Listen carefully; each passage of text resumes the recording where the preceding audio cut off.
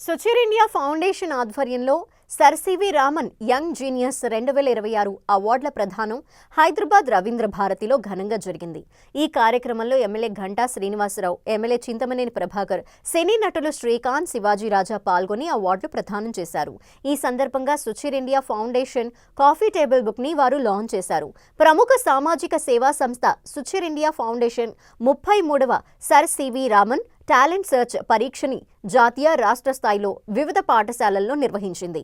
500 పాఠశాలల నుంచి 1,00,000 మంది విద్యార్థులు పాల్గొన్నారు. 20 మందికి గోల్డ్ మెడల్స్, 20 మందికి నేషనల్ ర్యాంక్స్, 20 మందికి రాష్ట్ర స్థాయి మెడల్స్, 450 మందికి జిల్లా స్థాయి ర్యాంక్స్ వచ్చాయని లయన్ కిరణ్ తెలిపారు. గత 33 ఏళ్లుగా అవార్డు కార్యక్రమం నిర్వహించడం చాలా సంతోషంగా ఉందన్నారు ఎమ్మెల్యే ఘంటా Srinivasarao.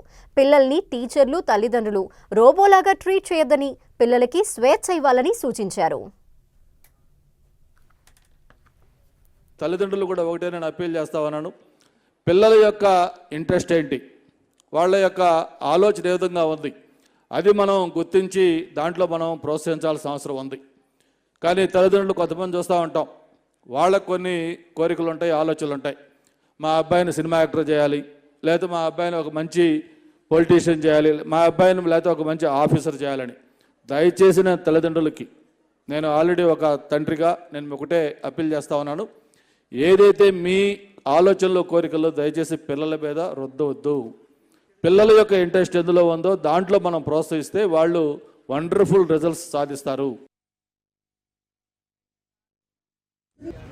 Charan 7th class gold medal Ramagundam. Charan Ramagundam నుండి వచ్చారు.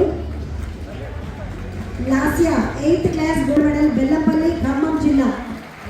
సాత్విక తర్వాత రిత్విక్ గౌడ్ 10th క్లాస్ తెలంగాణ, ఆంధ్రప్రదేశ్కి సంబంధించినటువంటి గోల్డ్ మెడల్ సంపాదించినటువంటి పిల్లలు ఈ బంగారాలను సంపాదించారు. తర్వాత సుప్రజా రాణి గారు ప్రిన్సిపల్ ఆదిత్య స్కూల్. తర్వాత శ్రీ చక్రవర్తి గారు.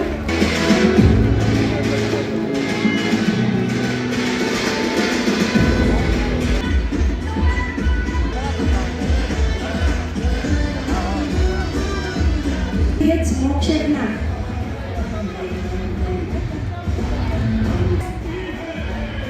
టీజీ పల్లె Kadapa, target school 4th class state 2nd rank.